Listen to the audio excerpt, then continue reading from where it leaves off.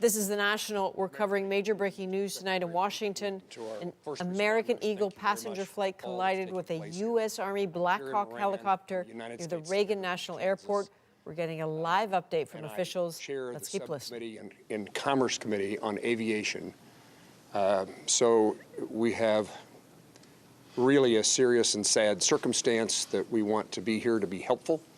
And we're praying that our responders are safe and the folks who are on that flight are recovered. The circumstance I would describe is that I know that flight. I've flown it many times myself. I lobbied American Airlines to begin having a direct nonstop flight service to DCA. That flight has been in existence about a year. And it is certainly true that in Kansas and in Wichita in particular, we're going to know people who are on this flight, know their family members, know somebody. So this is a very personal circumstance as well as an official response.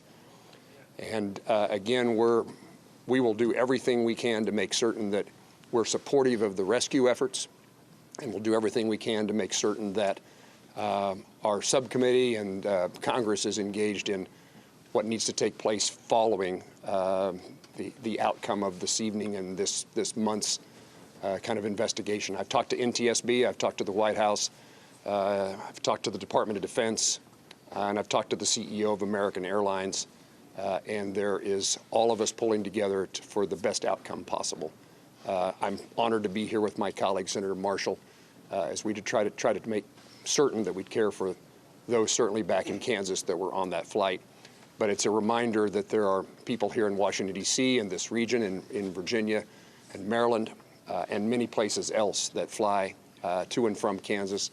And so we're rooting and supporting all those, regardless of where you're from. And Mayor, I appreciate the gathering here for us to try to provide information to those in Kansas and across your city. Thank you.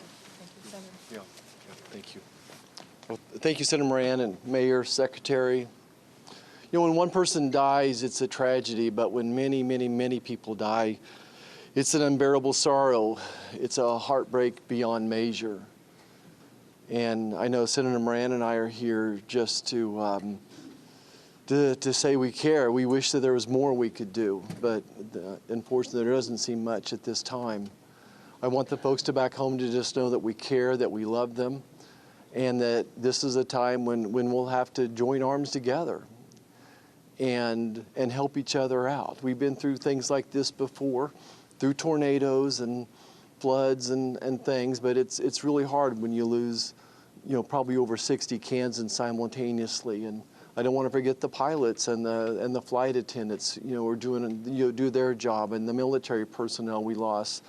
You know, all those lives are so valuable, and it is such a tragedy that we lost them.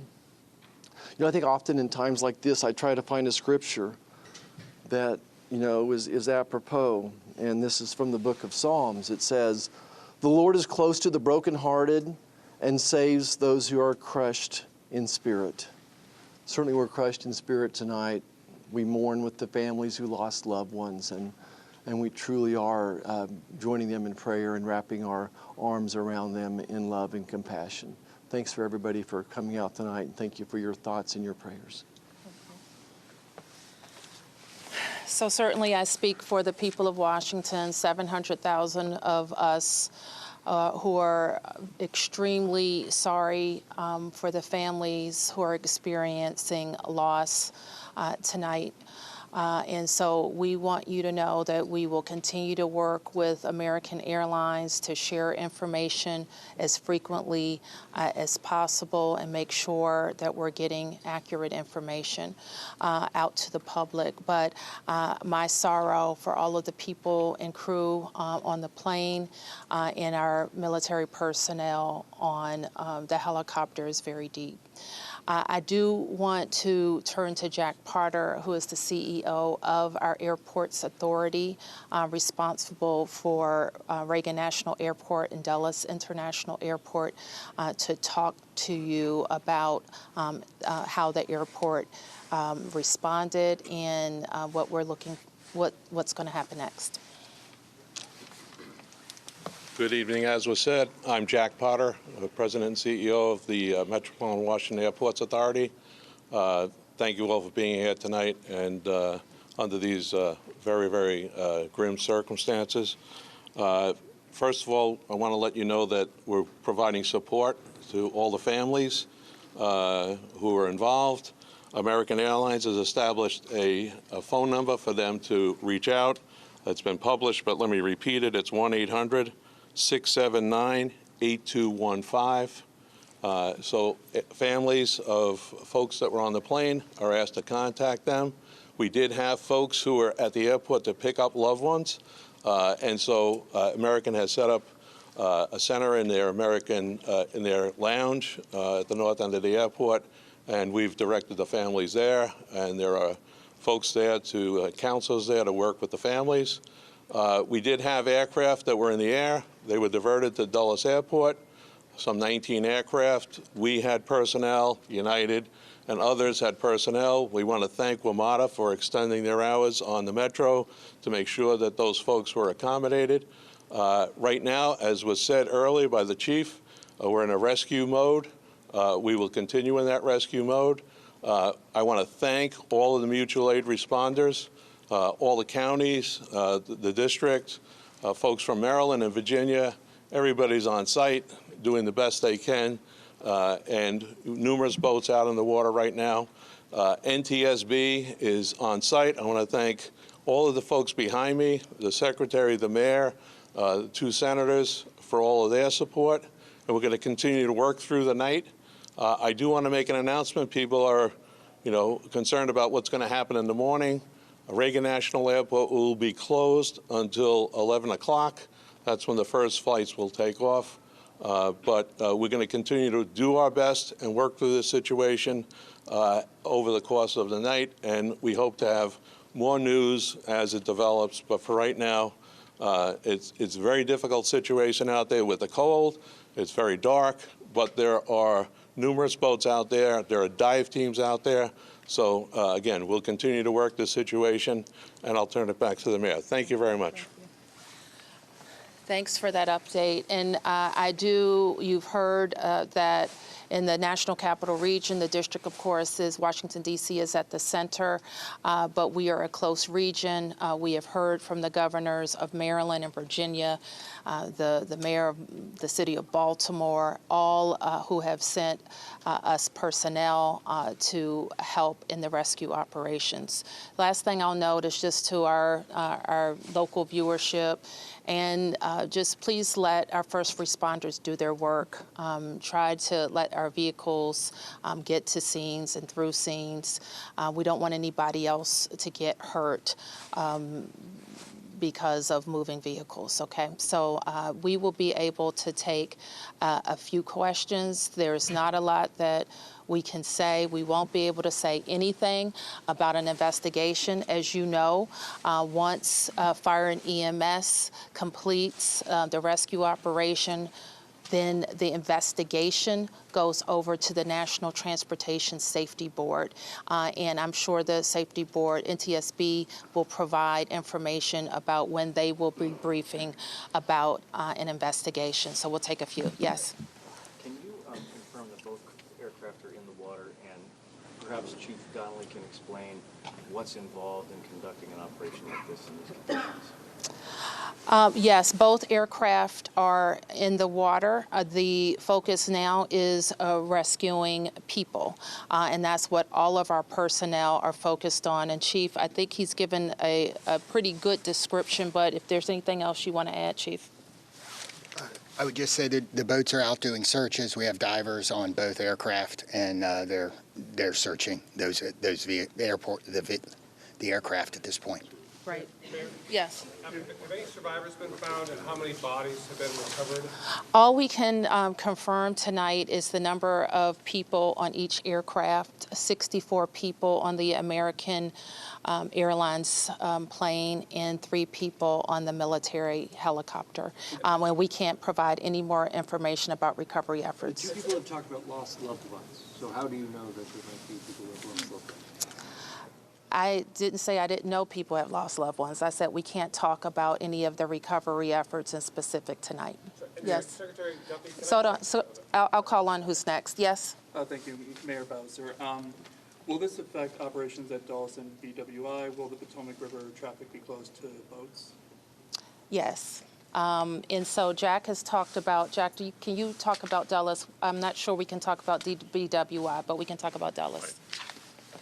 There is no impact at BWI or at Dulles. As I said earlier, our airport here, Ronald Reagan National Airport, will be closed until 11 o'clock. Obviously, that will be fluid. We'll learn more, but we wanted to advise passengers who might be coming to the airport in the morning that we will be closed until at least 11 o'clock. Yeah, 1 second. You're next. Hi, Mayor. Thank you so much. So, just other than the current situations, like we know the water is extremely cold and it's very dark outside. Although Senator is saying that there are numerous boats in the water, but what's still the biggest challenges for the rescue team? What best scenario we can expect in the coming few hours? Chief. So the challenges are access. The water that we're operating in is about 8 feet deep. There is wind. There is pieces of ice out there. So it's just dangerous and hard to work in. And because there's not a lot of lights, you're out there searching every square inch of space to see if you can find anybody. Divers are doing the same thing in the water. The water is dark. It is murky. And that is a very tough condition for them to dive in. The question about the river, we'll make that decision later. The Coast Guard's on scene, and I would expect that it's not a high use time in the river, and we should not expect to have recreational traffic on the river tomorrow. Okay, 3 questions. 1, 2, 3. Secretary Duffy, have you been in touch with the aircraft controllers who were in the tower at the time of the crash? I have not. You have not. And the second question, this is your first several hours in this position. What are your thoughts? What are you feeling right now? My focus is on those who are impacted on this flight. And again, I've been the secretary for a little over a day, and the tragedy that we're going to deal with this recovery, I think is touching everyone's hearts, whether it's here in the greater DC area or in Kansas. And again, I think everyone here is thinking and praying for those who potentially have lost a loved one. And thank you. Okay, your question? Can any of you give us any sense about how an accident like this could have happened so close to the airport, right in the heart of DC? There have been reports that the DCA tower contacted the helicopter moments before the crash to ask if they had sight of the aircraft, and apparently the helicopter reported that it did have sight of an aircraft. Is it possible that it had the wrong aircraft in sight? Do you have any sense of what went wrong in those final moments? I know that the National Transportation Safety Board in its investigation will be able to search on all of those questions. We wouldn't be able to talk about that tonight. Yes? 2 parts for Secretary Duffy. The first being, you were talking about you were in the situation room with the president and Pete Hegseth both being there. Can you tell us more about the president's initial reaction to this, as well as Pete Hegseth, given this was a military helicopter? So I was not in the Situation Room. I did have a conversation with the Situation Room where the president was located, as well as with Secretary Hegseth. We were exchanging information.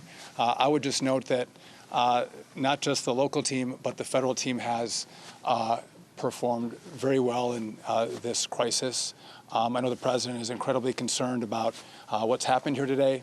I'm sure we'll continue to hear more from him, and I'll continue to consult with him and Secretary Hegseth. When it comes to the resources that you would be able to provide on the federal level, do you feel like you're getting what you need? Absolutely. The president has committed to this team and to the NTSB through the DOT that we will provide all resources necessary as we go through this recovery, but also the support from FAA and DOT as the NTSB investigates. Secretary, do we know the condition of these aircraft? Are they whole? Are they split? Are they pieces? Again, I don't think we can comment on that. Our focus is on getting the passengers and crew out of the water. And just one more clarification, because earlier we got guidance that DCA was going to be shut down at least until Friday at 5 a.m. I just heard 11 a.m. 11 a.m. tomorrow. Tomorrow. Okay. Yes. Okay. We can take a few more questions. A question here, and here. Yep. Mayor Bowser, can you just confirm, has anybody been transported to the hospital? Again, I can't say anything about the rescue operation right now. Who was next? Yes. Yeah, Chief Donnelly, can you speak a little bit more about the unified command? Who leads this phase of the rescue and recovery? At what point do you then change phases? And can you describe to us the scene as best you can when first responders first arrive? So I happened to be listening to the radio this evening when the call came out. I listened to the responders come in, and the initial response, they were very professional trying to locate this. This is, if you can imagine, the river is a large black spot at night with no lights on it except for a few buoy lights. So they were out there looking. The boats pretty quickly were able to locate one of the aircraft and get there. So that's what's going on right now. Everybody's working on that. We will reevaluate where we are with the rescue operation in the morning when we get a better sense of it, but we are still out there working, and we're going to continue that throughout the night. Do you have a sense that there are survivors? We don't know yet, but we're working. Is any part of the search happening over land? No, we're all in the water. Yes. Oh, you got a question. Somebody didn't get a question. Hold on. Yes. I just wanted to ask, do you have an estimate yet on how long the recovery efforts will take? Chief. So experiences like this we expect to continue our operations in the fire department for multiple days. And then I would expect the investigation goes longer than that. Okay, you didn't get a question, and you are next, I think. Okay, thank you, Mayor. My question is, do we have any plan to prevent future crash or future accident? Do we have any like to reform the airport control to count those people who are flying in the next few days? And also, how long the rescue is going to last? Are we going to stop rescue after tomorrow at 11 a.m.? Like divers team, because they are still in the golden hours now. No. I mean, I think you just heard the chief said we're going to be out there as long as it takes. And we're obviously trying to get to people as soon as possible, but we are going to recover our fellow citizens. Yes. This is for the chief and Secretary Duffy. How do you balance the search and rescue operation with preserving the scene for the investigation that's now underway? So from the fire department's point of view, we are always going to put people first.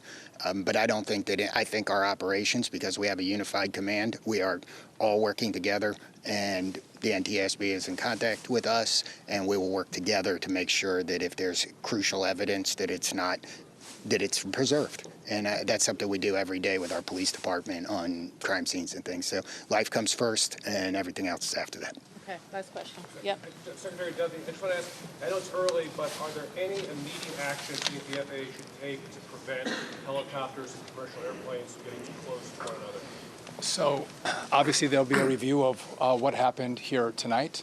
And after the FAA studies what happened, we will take appropriate action if necessary to modify flight paths and permissions.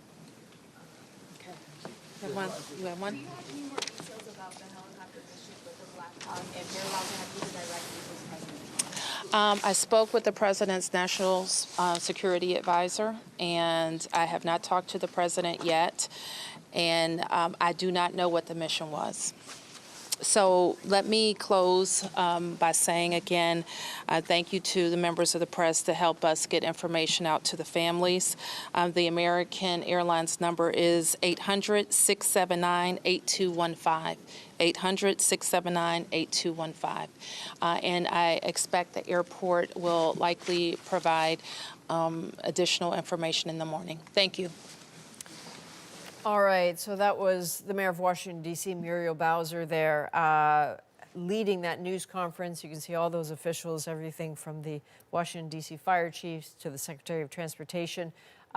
They spoke for a long time, but there are some critical things that they said that people need to keep in mind. From Chief Donnelly of Washington, D.C. Fire, we don't know if there are survivors. So that is an interesting point, in part because they continue to talk about it being a rescue mission, and yet the politicians there, the senators from Kansas, talked about potentially, one said, when you lose 60 Kansans, they don't seem to know entirely what to say. They were unable to answer the question, and it's understandable. Was anyone taken to the hospital? But they certainly talked about both craft are in the water. They have found both. They have dive teams on both. There's a lot more that they said. So for that, let's bring in Katie Simpson, who was listening very carefully. To me, Katie, that's what struck me the most, is that there is no search and rescue happening on land. Everything is happening in the water, but they have found those aircraft, and they have dive teams right there. And the description, Adrienne, that we got from the fire chief about just how difficult those search conditions are, it's very similar to what the search conditions are, if you'll remember, when the Baltimore bridge collapse took place, except maybe it's even colder in this moment, but it's dark. The dive crews have to go in and basically search with their hands as they try to sort of get as close as they can to the wreckage. We've seen some of the images. There's some still images that I know that you were, the control room was showing during the news conference, that shows that first responders are right up close on the wreckage, and the images are just gutting. But to hear the way the fire chief sort of described the very bleak conditions as they try to execute this rescue mission, they were very clear to call it a rescue mission, even though we heard some of those comments from one of the senators who represents Kansas, sort of, as you mentioned, seeming to describe it as a situation where there could be 60 Kansans lost. Part of the reason why Muriel Bowser, the mayor of D.C., may have been very strongly saying that they cannot confirm anything about if anyone has been pulled from the river alive or anything like that, because in horrific tragedies like this, often what officials want to do is make sure families learn about things first. Yes. And that families are given the courtesy to learn this news rather than seeing it on the television, that they're given the news in a more delicate way, as awful it is for them to absorb. But that could be one reason why. But again, they were very clear to call it a rescue mission. There are about 300 first responders on the ground in this moment. There are officials that have come in from all over sort of the region. Washington, D.C. itself, it's actually a very small place. Geographically, it's small, and the city's only about 700,000 people. And so when there are massive tragedies, there's this reciprocity agreement sort of that where people come in, different agencies, whether it's from Virginia or Maryland, they come in and to help. Helicopters coming in from Maryland to help try and light up some of the search and rescue areas. So that remains the priority. One other thing that stood out to me, Adrienne, really was that at this point, they can't really say anything about the investigation because the NTSB is going to lead the investigation. That organization put out a post on social media a short time ago saying their investigators are expected to arrive soon. But before any formal investigations really get underway, the priority is people first, as we heard from the fire chief. Absolutely. There is also, Katie, we know from the Secretary of Defense, Pete Hegseth, that there is going to be a DOD investigation into this as well. As you can tell from, we were talking about it earlier, the post from Donald Trump, the president, on True Social. His initial questions, his urgent questions are about what on earth was that helicopter doing, who was communicating with whom. Those are details they will get very soon. They were asked a question about whether they have been in touch with the people in the air traffic control tower yet. They have not as yet. We live in a world of immediacy, and in something this terrible, you want answers right away.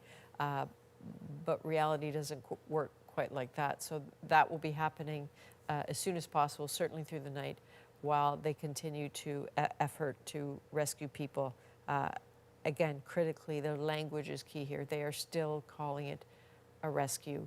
And yet the tone of certainly the politicians there is that this is a recovery. I think people can, at this point, come to their own conclusions. It has been many hours. It was 8:48 p.m. when the Washington, D.C. fire chief said he heard on the radio reports that this accident and collision had happened.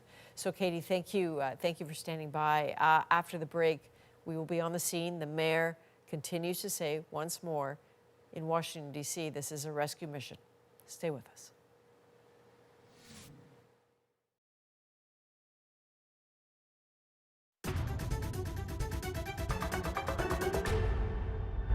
Welcome back to the National. You are looking at the scene unfolding right now in Washington, D.C.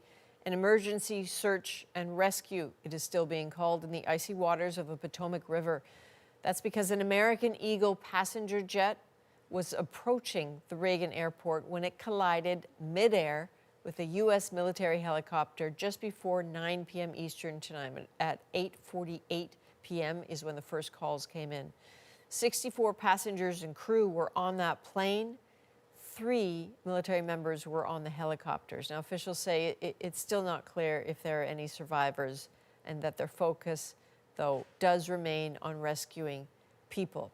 So this is video, and want to be careful here because this is the video that appears to show that collision. So you see 2 sets of lights on the bottom of your screen, a very small one approaching a larger one. So watch what happens right here. So that flash of light at the bottom of the screen appears to be the explosion over the river. This video was taken from an observation camera at the nearby Kennedy Center. Here's what we know about what happened in that crash from the details we've gleaned so far. The American Eagle Flight 5342 was approaching runway 33. It was at 400 feet, 140 miles per hour, when a helicopter, military helicopter, Black Hawk, on a training mission, was going north-south on the east side of the Potomac River when they collided. The pictures you're looking at right here are pictures that were taken of the wreckage. Both of the aircraft are in the water. Those are the Coast Guard and rescue teams that managed to get relatively quickly to the aircraft and have divers on and in those craft doing everything they can. They have described the conditions, windy, very cold, inky black. We know that some of them have had cameras and have been able to share some of the imagery and a sense of the conditions with their colleagues. They haven't been able to answer questions about whether anyone was pulled out alive, whether anyone was taken to the hospital, whether there are whole parts of the fuselage. There are details they're not ready to share yet because the families come first here. Paul Hunter is near the search and rescue scene at a place that is both respectful and logistically safe, just across the river from the airport. So Paul, can you describe what you're seeing? I also know that you were listening to that newser, and I'm curious what your thoughts are.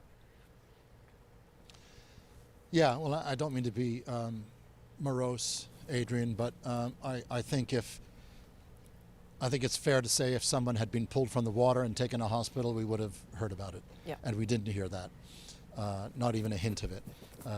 You're right to mention they used the word rescue a lot. They also, I think they used recovery more often. I think we all knew what they didn't want to say, indeed, out of respect to the families, some of whom would be at Reagan National Airport right now as we speak in unspeakable grief. I also heard the 8 feet in water part of that news conference, which is perhaps the only positive news all night, because that would make it significantly easier to retrieve the black box and other data recording devices that may lead investigators to fully understand what happened here. Because the big question that they quite clearly said they weren't going to get into, which is the what happened and why. As I look at the lights behind me, we've been trying to figure out what's what with all the flashing red and blue and green lights. And wherever the precise, what we've deduced standing here, is wherever the precise location is among those lights, it was in the path of the runway. So back to that question, what on earth was that helicopter doing there? It's like going the wrong way on a major highway. What are you doing there? A hugely busy airport, right in the path of one of two runways that almost run parallel to each other. They do crisscross, but effectively you're coming from the north or you're coming from the south, right in line with the airport, and that's where it happened. What was this training mission that we're told? What was it doing there, and why? And how is it that the plane didn't have a warning system that allowed it to know something was coming? It's going to be fast, right? If they're coming right at each other, it's double the speed of any one, right? Boom.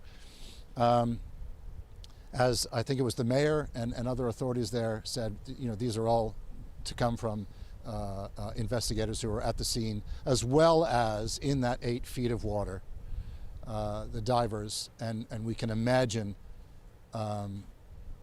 what, and again, not to be morose, but who they're finding in the wreckage, so close to shore and so close to the runway, just seconds from landing when this happened. You know, Paul, one of the people who spoke at the newser, two of the senators from Kansas spoke, and one of them said that this flight path, this direct flight from Wichita, Kansas to D.C. is one that he advocated for, a direct flight. It's the flight itself is only about a year old, and that he takes it all the time, and that lots of people in Washington will know lots of people who are on that flight. It was a very familiar route. So, you know, this is a very personal moment, and as the mayor said, a city of 700,000 people, so many people work in, you know, rescue agencies, police, fire, ambulance. You know, everyone will be touching this at some point in those industries, and so this is certainly very personal. Right now, there are some 300 responders who are there right on the scene. We heard earlier from people talking about what it takes out of the divers to do this, that they can probably only be in the water for as long as 20 minutes at a time when they have to take turns leaving, simply because it's just but to his point about it being a relatively new flight, I mean, you know, and back to what we were talking earlier about the near misses and things like that, and how busy this airport is.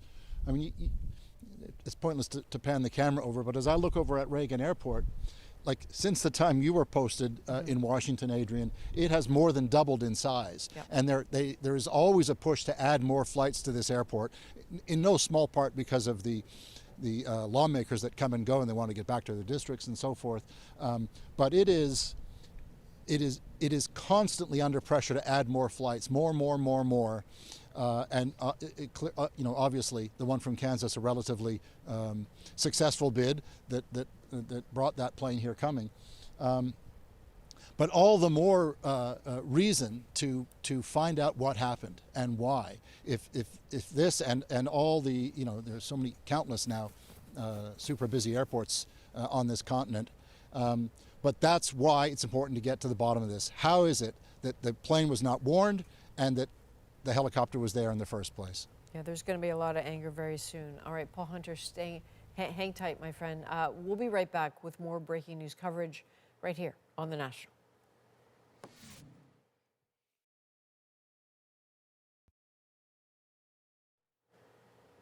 Welcome back to The National. We are tracking major breaking news tonight in Washington. A massive search and rescue operation is underway in the Potomac River after an American Eagle passenger jet collided midair with the U.S. Army Black Hawk helicopter that was on a training mission.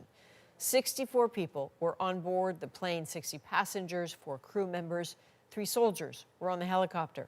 At a briefing just moments ago, the D.C. fire chief said, quote, "We do not know if there are survivors, but officials say the operation will continue all night long."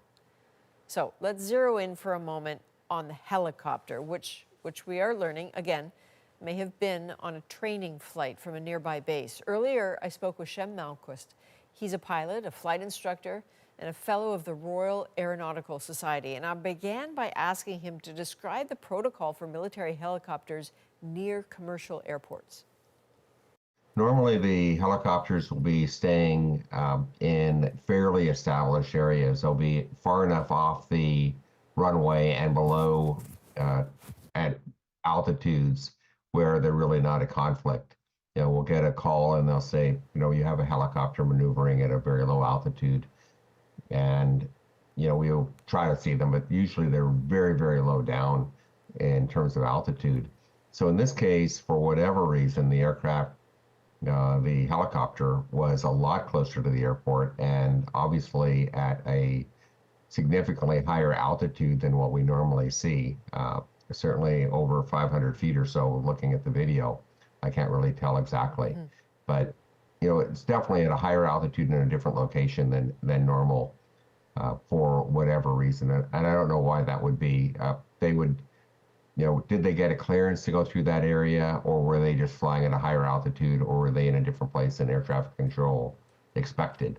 I mean, we just don't know the answer to any of those questions. And as a pilot, as you are coming in for a landing and you're communicating with the tower, it seems like a complicated enough process that you would not necessarily instinctively be looking to your left, to your right, or up or down to look for other crafts because you're just trying to land it, right?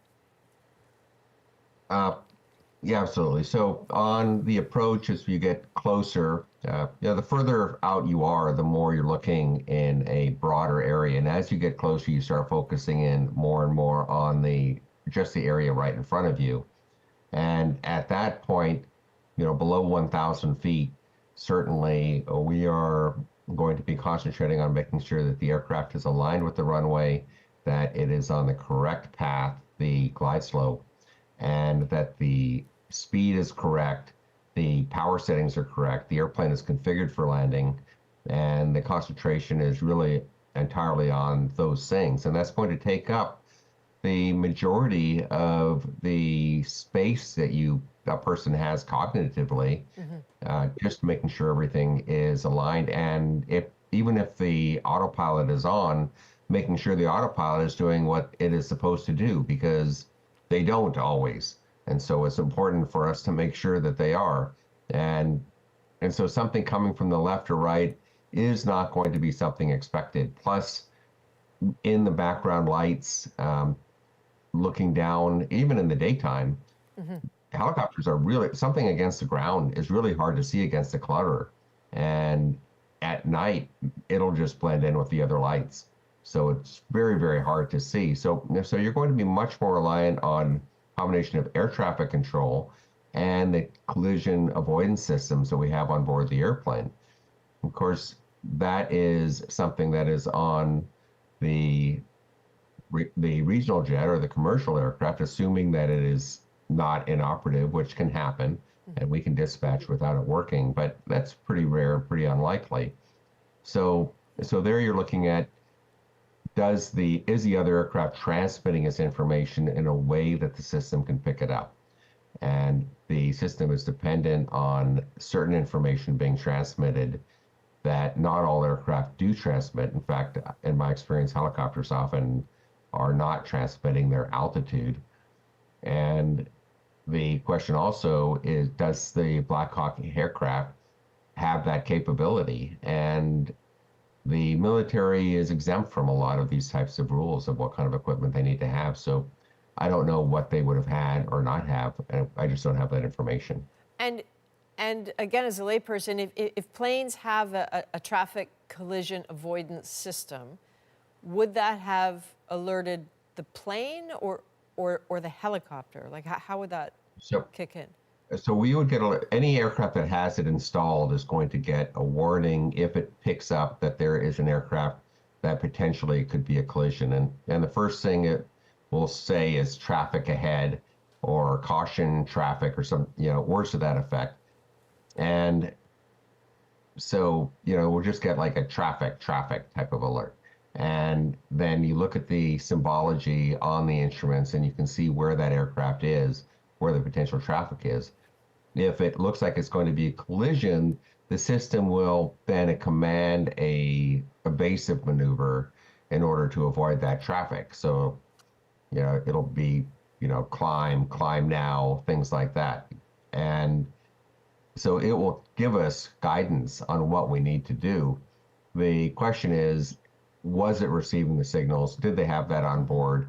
These are all questions that will have to come up and can be analyzed certainly from monitoring and the readback of the cockpit voice recorder, the CVR, and trying to get other information as it becomes available. And of course, the air traffic control transcripts and recordings will be there as well. I would imagine, given where this airport is, that there will be a lot of information between the recordings and the videos that will be coming in, the more videos that will be coming in. It sounds like there might be answers. Retrieving that black box obviously will be critical as well. And I guess you can't help imagining, horribly.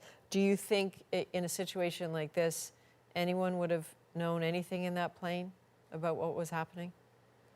Well, I don't mean the cockpit, I mean the passengers.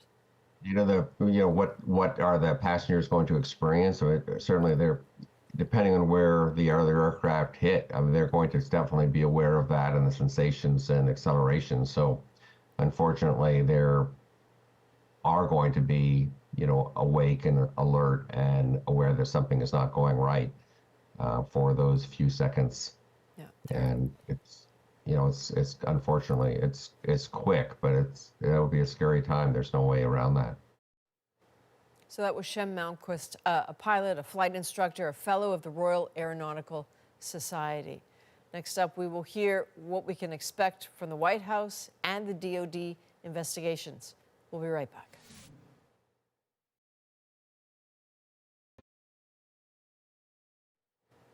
You are looking at the horrific scene in Washington. Some of the first pictures emerging of a passenger plane that collided with a military Black Hawk helicopter. 60 passengers, 4 crew were aboard the plane, 3 soldiers aboard that Black Hawk. Both crafts are in the water right now.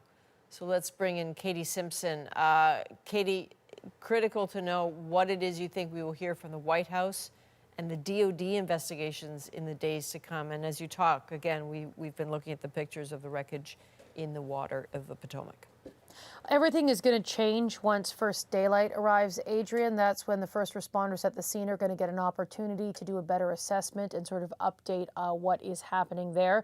In terms of what we can expect from the White House as well as from the Department of Defense, we're guided in part by what we've already learned from Donald Trump, who posted on social media a short time ago some of the information he understands of what took place tonight. He was in the Situation Room, early this morning. He was in the Situation Room. He has been briefed by officials on what's going on. And he wrote that the airplane was on a perfect routine line of approach to the airport. The helicopter was going straight at the airplane for an extended period of time.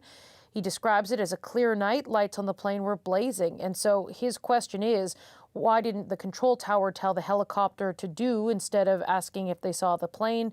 I can expect that we are going to learn more from Donald Trump in terms of what he's being told by investigators and where this investigation will sort of take shape, Adrienne. So that's really where the focus seems to be placed right now.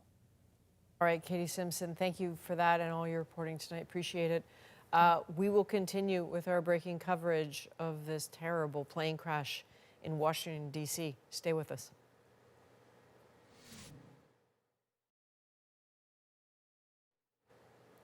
Paul Hunter is with us again on this terrible night in Washington, D.C. So as we look at the search and rescue efforts underway, Paul, you're on the scene across the river tonight. What answers will you be looking for in the next few days? Well, let me first say that when I look over at the terminal, Adrienne, what I'm thinking about is the families of those on board that passenger jet and the unimaginable disbelief and grief they're going through right now. When I look over this way, somewhere out there is that wreckage under that 8 feet of water. And the questions that I have, and I think everybody has right now, are 2 mainly. 1, what on earth was that helicopter doing evidently in the flight path of that passenger jet on its approach, on its final approach to the runway? And two, why was there no warning, evidently to either, that something horrific was about to happen? Why was it there? Why was there no warning? Those are the two key questions, looking back over this shoulder, that everybody at Reagan National Airport in that lounge, hearing the news about their loved ones, most of those bodies still, no doubt, in the fuselage, 8 feet down in that icy cold river. It's just, it's a horrific night here in Washington, Adrienne. Paul, thank you very much. Thank you for being there. I know you're going to be incredibly busy in the days to come. Very, very tough night in Washington, D.C. That's Paul Hunter tonight. And as you look at the pictures here, the pictures of the wreckage of the plane and the helicopter, there's still so many questions. But tonight, a rescue mission continues for those passengers and crew. Thank you for being with us. CBC will stay on the story for the very latest. For everyone here at the National, thank you for being with us. I'm Adrienne Arsenault.